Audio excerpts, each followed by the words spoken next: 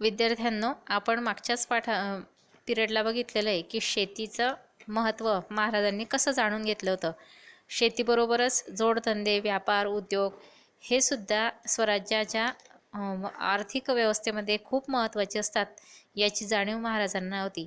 आणि त्यामुळेच व्यापार वृद्धीशिवाय राज्य भरभराटीला येत नाही हे महाराजांनी ओळखलं होतं. ज्या देशाचा व्यापार जास्त भरभराटीला आलेला किंवा ज्या देशाचा व्यापार वृद्धी जास्त आहे, परकीय देशांशी जे देवाणघेवाण करतात ते देश खूप पुढे जाऊ शकतात आर्थिकदृष्ट्या, हे महाराजांनी ओळखलेलं होतं.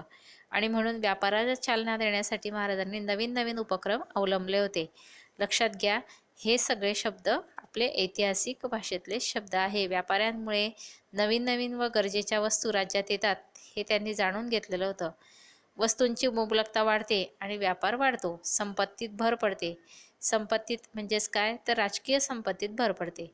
सावकार म्हणजेच राज्याची व राजश्रीची शोभा हे आज्ञापत्रातील वर्णन महाराजांचा व्यापाऱ्यांकडे पाहण्याचा नेमका दृष्टिकोन स्पष्ट करणारे आहे. त्यांच्या मते साहुकार म्हणजेच काय, तर व्यापारी. साहुकार शब्दाचा अर्थ आहे व्यापारी. इथं साहुकार म्हणजे सावकार नाही, ते सावकार लोक लुबाडणारे होते. तर व्यापारी हा राज्याची आणि राजश्रीची शोभा असते, कारण त्यामुळेच राज्याला चांगले दिवस येतात आणि राज्य हे संपन्न होतं. स्वराज्यातील उद्योगांना संरक्षण देण्याचे महाराजांचे धोरण होते, पण त्यावेळेस जेवढे थोडेफार कुटीरोद्योग होते आणि गृहउद्योग होते त्यांना महाराजांनी चालना देण्याचे प्रयत्न केले. कारण तेव्हा आधुनिक भारत होता का, नाही. उद्योगधंद्यांची खूप निर्मिती नव्हती, नवीन नवीन तंत्रज्ञान नव्हतं. पण असलेले मीठ उद्योग किंवा कुटीरोद्योग हे किंवा बलुतेदार असायचे 12, त्यांचे उद्योग यांना चालना देण्यासाठी महाराजांनी मदत केली. ती मदत म्हणजेच काय, तर थोडेफार धोरणं राबवून त्यांनी त्यांची परकीय येणाऱ्या मालावर थोड्या बंदी घातल्या. याचं उत्तम उदाहरण म्हणजेच मिठाचा उद्योग. त्यांनी कोकणातील मीठ उद्योगाला संरक्षण दिलं. त्यावेळेस कोकणामध्ये आपल्या प्रदेशात मीठ उत्पादन व्हायचं, पण आपले लोक इथलं स्थानिक लोकांचं मीठ घ्यायचे का, नाही. तर ते पोर्तुगीजांनी आणलेलं मीठ हे जास्त किमतीचं असलं तरी ते खरेदी करायचे.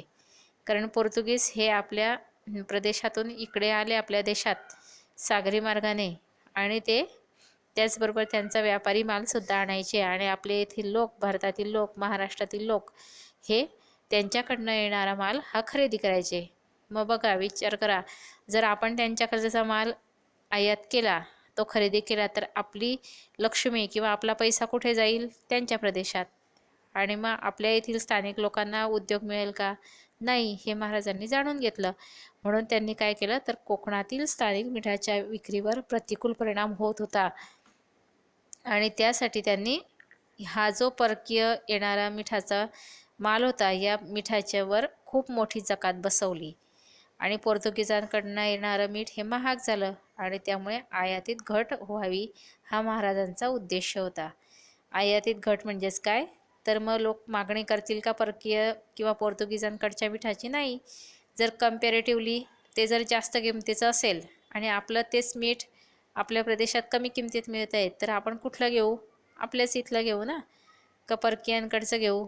एखादी वस्तू असेल ती तुम्हाला made in Japan, made in China खूप महागात मिळते, आणि तीच वस्तू चांगल्या क्वालिटीची आपल्या देशातली असेल, मेड इन इंडिया, तर आपण कोणती घेऊ, मग आधी भारतातली घेऊ, कारण विश्वास जास्त असतो आपल्याला. म्हणून अशा प्रकारे महाराजांनी काय केलं, पोर्तुगीजांच्या मिठावर जास्त जकात बसवली आणि ते मीठ महाग केलं. याचा उद्देश काय होता, तर स्थानिक मिठाची विक्री व्हावी, हा त्याचा मागचा हेतू होता. बघा, उद्योगांकडे लक्ष होतं, व्यापाराकडे लक्ष होतं, त्याचबरोबर संरक्षण व्यवस्थेकडेही महाराजांचं लक्ष होतं. आणि संरक्षण व्यवस्थेसाठी त्यांनी लष्कराची विभागणी 2 विभागांमध्ये केली होती, पायदळ आणि घोडदळ. पायदळामध्ये पण प्रत्येक ह्याच्यावर महाराजांचं बारीक काटेकोर लक्ष असायचं. संरक्षण व्यवस्था ज्या प्रदेशाची जास्त मजबूत, तो प्रदेश जास्त सुरक्षित राहतो आणि परकीय शत्रू त्याच्याकडे बघूही शकत नाही. एक होतं पायदळ आणि दुसरं होतं घोडदळ. पायदळात हवालदार, जुमलेदार असे अधिकारी असत. पायदळाच्या प्रमुखास सरनोबत म्हणत. तो पायदळातील सर्वोच्च अधिकारी असायचा. पायदळ म्हणजेच काय, पायी चालून लढणारे. घोडदळ म्हणजे घोड्यावर बसून लढणारे. घोडदळात 2 प्रकारचे घोडेस्वार होते, एक होते शिलेदार आणि दुसरे होते बारगीर. आता शिलेदार कोणाला म्हणायचे? ज्याच्याकडे स्वतःचा घोडा आणि हत्यारं स्वतःच्या मालकीची असायची त्यांना शिलेदार म्हणत. तर बारगीर म्हणजेच युद्धाच्या प्रसंगी सरकारकडून घोडा आणि हत्यारं दिले जायचे त्यांना बारगीर म्हणायचे. म्हणजे शत्रूने आक्रमण केलं, जास्त सैनिक लागतायत तर बारगीरांना बोलवलं जायचं. घोडदळात बारगीरांची संख्या अधिक होती, कारण स्वतःचे घोडे असलेले कमी लोक होते. घोडदळातही अधिकाऱ्यांच्या श्रेणी पायदळासारख्याच असत. सरनोबत हा घोडदळातील सर्वोच्च अधिकारी होता. लक्षात ठेवा, ही रिकामी जागाही येते. नेताजी पालकर, प्रतापराव गुजर, हंबीरराव मोहिते असे काही महाराजांच्या घोडदळाचे सरनोबत होते. अशा पद्धतीने हे त्यांचं लष्करी व्यवस्था होती आणि संरक्षणाच्या दृष्टीने महाराजांची कटाक्ष होता.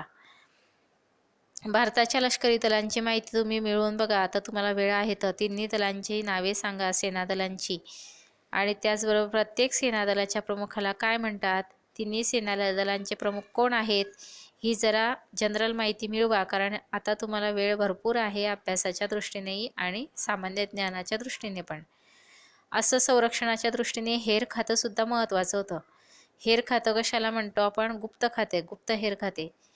शत्रू आक्रमण कधी करणार आहे, शत्रूच्या कारवाया काय आहे, स्वराज्याच्या शत्रूंपासून रक्षण करायचे तर ते कसे करायचे, यासाठी महाराजांनी एक गुप्त हेर खाते नेमलेले होते. यासाठी शत्रूच्या हालचालींची नेमकी माहिती वेळेवर मिळवावी लागे आणि ही माहिती काढून ती महाराजांना देण्याचे काम त्यांच्या हेर खात्याकडे असायचे. त्यांचे हेर खाते अत्यंत कार्यक्षम होते.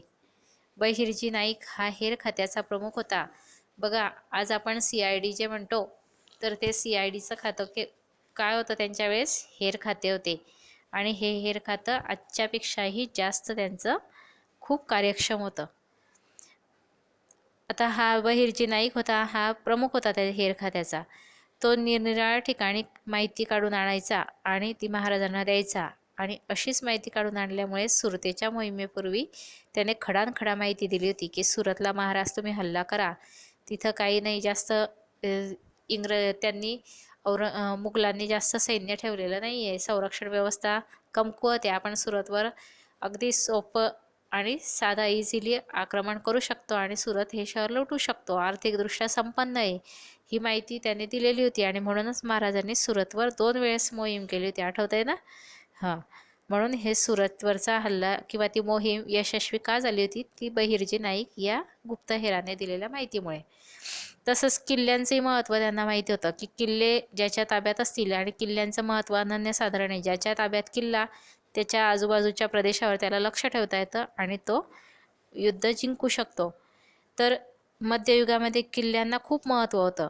किल्ले ताब्यात असला की आजूबाजूच्या प्रदेशावर लक्ष आणि नियंत्रण ठेवता येते. परकीय आक्रमण झाल्यास किल्ल्याच्या आश्रयात प्रजेला ठेवता येतं, राहता येतं. किल्ल्यात मधला असलेला प्रदेश खूप मोठा असायचा.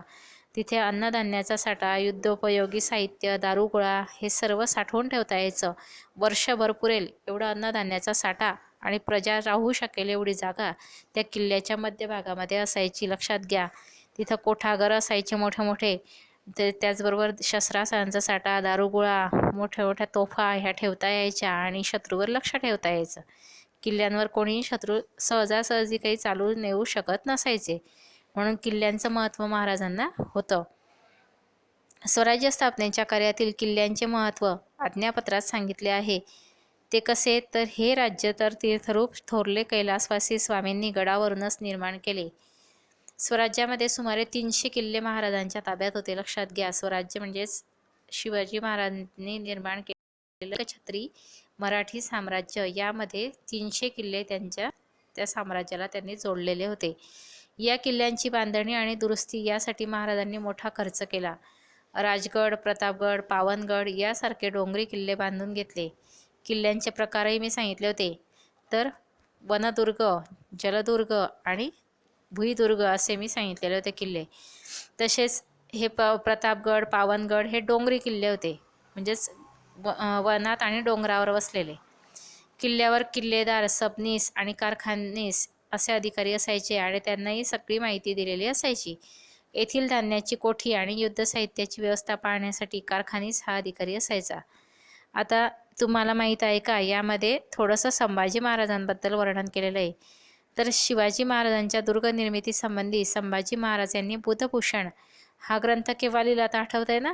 शिवरायांच्या राज्याभिषेकाच्या वेळेस बुधभूषण हा ग्रंथ संभाजी महाराजांनी लिहिलेला होता आणि तो त्यांना दिलेला होता.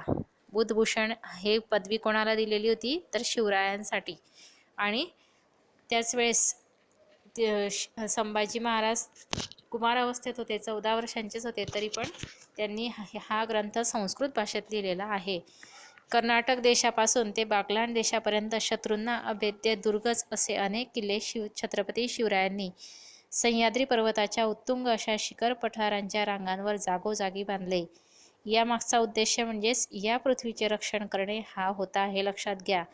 या परकीय शत्रूपासून, मुघलांपासून महाराष्ट्राचं रक्षण करणं असा हा हेतू असल्यामुळे त्यांनी जागोजागी या सह्याद्रीच्या पर्वतरांगांमध्ये शिखर पठारांवर छोटे छोटे मोठे असे गड किल्ले बांधलेले होते. त्यांच्या यशस्वी नेतृत्वाने कृष्णा नदीच्या काठापासून ते समुद्राच्या चारही दिशांसभोवती ते किल्ले बांधले. रायरी किल्ल्यात ते विजयी आणि सर्व राज्यांमध्ये अग्रेसर असे राजे छत्रपती शिवाजी महाराज राहिले. रायरी हा त्यांचा राहण्याचा ठिकाण किंवा प्रमुख असा किल्ला होता. सागरी किल्ले सुद्धा महाराजांनी बांधले. कशासाठी तर त्यांना माहीत होतं की शत्रू येणारा हा इथल्या शत्रूला मी तर बंदोबस्त करू शकतो, पण सागर मार्गाने येणारा जर शत्रू असेल त्याच्यावर जर लक्ष ठेवायचं तर मला सागरी किल्ले बांधणं आवश्यक आहे. या तटांचे किंवा या समुद्र किनाऱ्यांचं रक्षण करणं ही तितकंच आवश्यक आहे. सागरी मार्गाने कोणीही शिरकाव करू शकतो. महाराजांनी सागरी किल्ल्यांचे महत्त्व ओळखले आणि त्यांनी बांधलेल्या जलदुर्गांपैकी मालवणचा सिंधुदुर्ग हा उत्कृष्ट किल्ला सागरी बांधलेला आहे. तुम्ही केव्हाही सुटीमध्ये जाऊन त्याला भेट देऊ शकतात. या किल्ल्यांच्या बांधणीमध्ये भक्कमपणा यावा म्हणून त्यांनी किल्ल्याच्या पायाभरणीसाठी 5 खंडी शिसे ओतण्याची व्यवस्था केली. 5 खंडी शिसे त्या सिंधुदुर्ग किल्ल्याच्या बांधकामात ओतलेलं आहे, लक्षात घ्या. आणि ते शिसं परकीय देशातून मागवलेलं होतं. त्यांनी सिद्धीला शह देण्यासाठी राजापुरीसमोर पद्मदुर्ग नावाचा सागरी किल्ला बांधला. आपल्या एका पत्रात या किल्ल्याविषयी ते म्हणतात की पद्मदुर्ग वसून राजापुरीच्या उरावर दुसरी राजापुरी मी निर्माण केली. बघा, पद्मदुर्गाचं चित्र दिलेलं आहे. सागर किनाऱ्यावर बांधलेला हा अभेद्य किल्ला. महाराजांचं आरमार हे तसंच अभेद्य होतं. आरमार म्हणजेच काय तर समुद्र तटरक्षक दल. भारताच्या पश्चिम किनारपट्ट्यावरील गोव्याचे पोर्तुगीज, जंजिऱ्याचे सिद्धी, तसेच सुरत आणि राजापूर येथील इंग्रज व खारवाले हे शत्रू स्वराज्य विस्ताराच्या कार्यात अडथळा आणत असत. आणि हे सगळे शत्रू सागरी मार्गाने भारतात आलेले हे महाराजांच्या लक्षात आलं. या अडथळ्यास पायबंद घालणे आणि पश्चिम किनारपट्टींचे रक्षण करणे याची आवश्यकता आहे. यासाठी महाराजांनी आरमार उभे केले. ज्याच्याजवळ आरमार त्याचा समुद्र हे त्यांनी ओळखलं होतं. आणि म्हणून महाराज हे दूरदृष्टी होते असे म्हटले जाते, कारण त्यांनी लक्षात घेतलेलं होतं की हे शत्रू, परकीय शत्रू सागरी मार्गाने भारतात येतील आणि पुढे भविष्यात तेच झालं. इंग्रज व खारवाले कुठून आले? समुद्र मार्गानेच भारतात आले आणि त्यांनीच आपल्या भारतावर राज्य केलं. महाराजांच्या आरमारात विविध प्रकारचे 400 जहाज होते. बघा, 1-2 जहाज नाही तर 400 जहाज. किती कमी कालावधीत महाराजांनी हे महान कार्य केले. जवळ 50 वर्षाचे असेपर्यंतच महाराज हे आपल्या धर्तीवर राहिले. तेवढंच त्यांचं आयुष्य होतं, पण 50 वर्षात 300 गड किल्ले ताबीज करणे, त्यांची डागडुजी करणे, स्वराज्याचा एवढा विस्तार, सगळ्या प्रजेकडे लक्ष देणं, त्याचबरोबर आपले सगळे कर्तव्य पार पाडणं, सागरी तटबंदी करणं, त्याचबरोबर आरमार उभारणं आणि त्या आरमारामध्येही 400 असे लढाऊ जहाज त्यांनी निर्माण केलेले होते, तयार करून घेतलेले होते. विविध प्रकारचे 400 जहाज तयार केलेले होते. यामधील गुराब, गलबत व पाल ही लढाऊ जहाज होती. कल्याण आणि भिवंडीची खाडी, विजयदुर्ग आणि मालवण येथे जहाजे बांधली जात. मायनाक भंडारी आणि दौलत खान हे त्यांच्या आरमाराचे प्रमुख अधिकारी होते. अशा या सगळ्यांवर कटाक्ष ठेवणे, लक्ष ठेवणे ही जबाबदारीसुद्धा महाराजांनी पार पडली. अशा प्रकारे लष्कर, हेरखाते, गड किल्ले, आरमार, व्यापार उद्योग या सगळ्याकडे लक्ष ठेवणारे असे प्रजाहितदक्ष शिवराय हे एकमेव होऊ शकतात. बाकी असा महान असा राज्यकर्ता कोणीही निर्माण होऊ शकणार नाही, भविष्यात सुद्धा नाही आणि त्या अगोदरही झालेला नाही आहे, की ज्याने दूरदृष्टी ठेवली, भविष्याची दृष्टी ठेवली की शत्रूंचा हल्ला कुठून होऊ शकतो. त्याचबरोबर प्रजेच्या हिताची काळजी सतत घेतली. इतर राजांप्रमाणेच शत्रूच्या ताब्यातील प्रदेश जिंकावे आणि आपले वर्चस्व निर्माण करावे एवढी मर्यादितच आकांक्षा महाराजांनी केली नाही, तर प्रजेला स्वतंत्र तर आपण बनवलेलंच आहे. म्हणजे प्रजेचा प्रदेश जिंकला, आपल्या प्रजेला जोडला, आपल्या राज्याला जोडला, पण आपल्या राज्यात असलेली प्रजा ही स्वतंत्र विचाराची, आपल्या स्वातंत्र्याचा उपभोग घेणारी असावी, असा त्यांचा मूळ उद्देश होता. की प्रजेला मी स्वातंत्र्याचा खराखुरा आनंद मला द्यायचा आहे. हे राज्य त्यांचं आहे, तर राज्यकारभार शिस्तबद्ध असले पाहिजे.